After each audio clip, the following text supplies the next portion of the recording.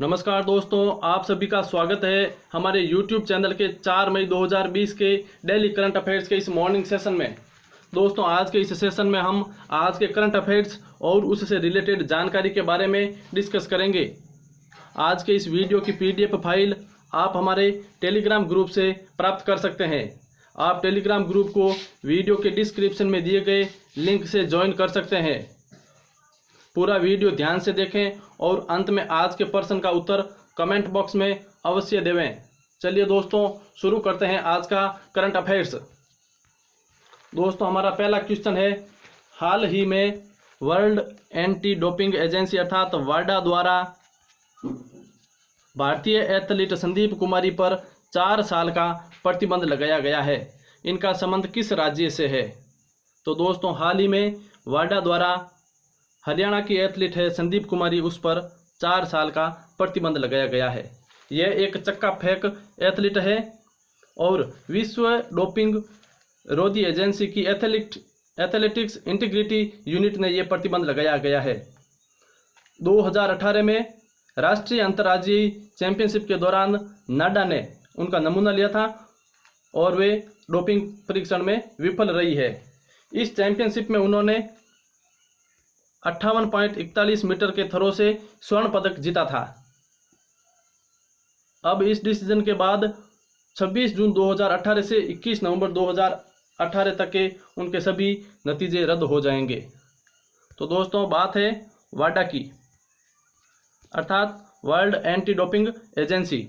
इसकी स्थापना 1999 को हुई थी, 10 नवंबर 1999 को लुसाने स्विट्जरलैंड में, और वर्तमान में इसका मुख्यालय है मॉन्ट्रियल, कनाडा। इसका उद्देश्य है खेलों में ड्रग्स के प्रचलन को रोकना।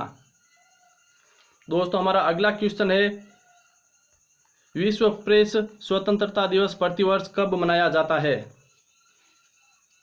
तो दोस्तों, प्रतिवर्ष 3 मई को विश्व प्रेस स्वतंत्रता दिवस मनाया जाता है और 2020 की थीम है journalism without fear and favour. दोस्तों, हाल ही में रिपोर्ट्स विदाउट बॉर्डर्स, जो एक अंतर्राष्ट्रीय गैर सरकारी संस्था है जो प्रेस की स्वतंत्रता के लिए कार्य करती है, जिसकी स्थापना 1985 में पेरिस में की गई थी और इसके कुल सदस्य देश है 180। इसके द्वारा हाल ही में जो world press freedom index 2020 report जारी की गई है, उसके अनुसार भारत का स्थान है 142वां। 2019 में भारत का स्थान था 140वां और इस रिपोर्ट के अनुसार प्रथम स्थान पर है नॉर्वे, सेकंड स्थान पर है फिनलैंड और थर्ड स्थान पर है डेनमार्क और अंतिम स्थान पर है उत्तर कोरिया।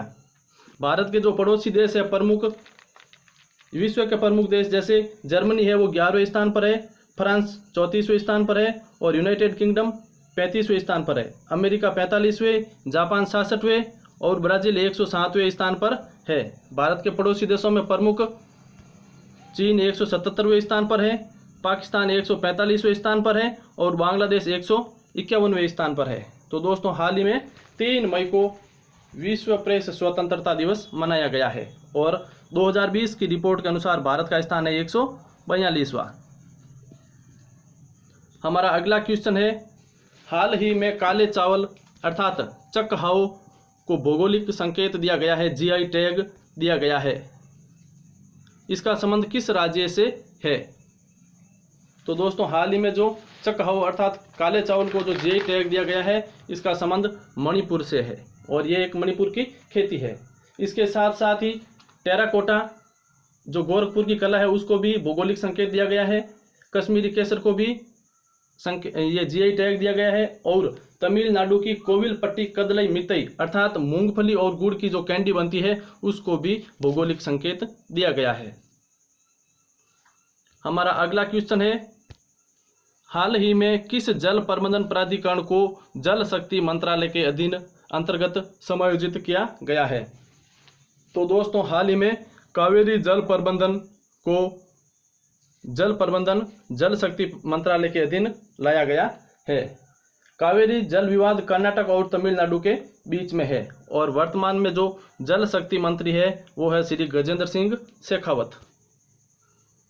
दोस्तों, हमारा अगला क्वेश्चन है, हाल ही में किस राज्य द्वारा कोरोना से संबंधित स्वास्थ्य कर्मियों को मुफ्त स्वास्थ्य बीमा प्रदान किया गया है, और ऐसा करने वाला ये भारत का पहला राज्य है। तो दोस्तों हाल ही में महाराष्ट्र सरकार द्वारा कोरोना से संबंधित सभी स्वास्थ्य कर्मियों को मुफ्त स्वास्थ्य बीमा प्रदान किया गया है, और ये उन्हें ज्योतिबा फुले जन आरोग्य योजना के तहत बीमा प्रदान किया गया है। हमारा अगला क्वेश्चन है, हाल ही में कोरोना संकट के दौरान चर्चा में रही विश्व स्वास्थ्य संगठन अर्थात WHO वर्ल्ड हेल्थ ऑर्गेनाइजेशन में कुल सदस्य देश कितने हैं? तो दोस्तों वर्तमान में WHO में 194 देश है जो सदस्य है, 194 इसके सदस्य देश है, और ये WHO UN का हिस्सा है। इसकी स्थापना 1948 में हुई थी, और इसका हेडक्वार्टर है दोस्तों जेनेवा स्विट्जरलैंड में। स्विट्जरलैंड के जेनेवा में इसका मुख्यालय है, और वर्तमान में इसके डायरेक्टर है जनरल टेड्रोस एडोनम।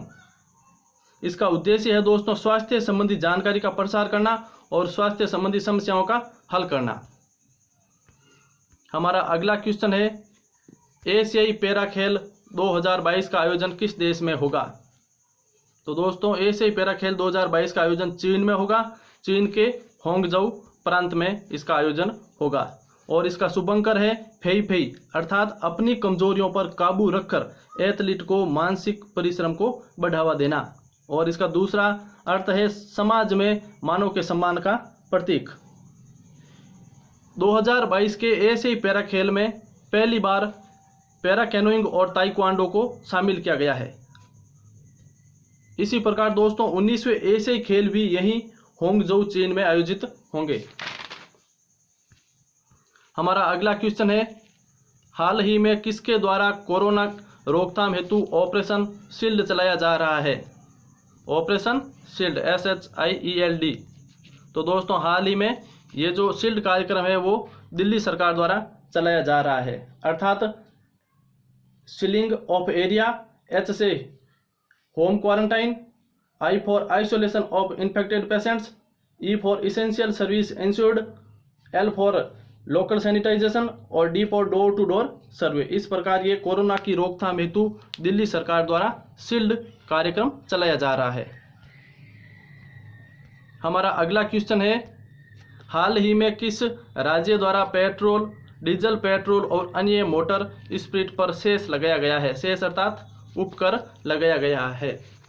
तो दोस्तों हाल ही में नागालैंड द्वारा डीजल, पेट्रोल और अन्य मोटर स्पिरिट पर सेस लगाया गया है। नागालैंड की स्थापना 1963 में हुई थी, 1 दिसंबर 1963 को, और इसकी राजधानी है कोहिमा। वर्तमान में यहाँ के मुख्यमंत्री है नेफ्यू रियो और राज्यपाल है RN रवि। दोस्तों हमारा अगला क्वेश्चन है, हाल ही में किसके द्वारा प्रकृति डैशबोर्ड बनाया गया है?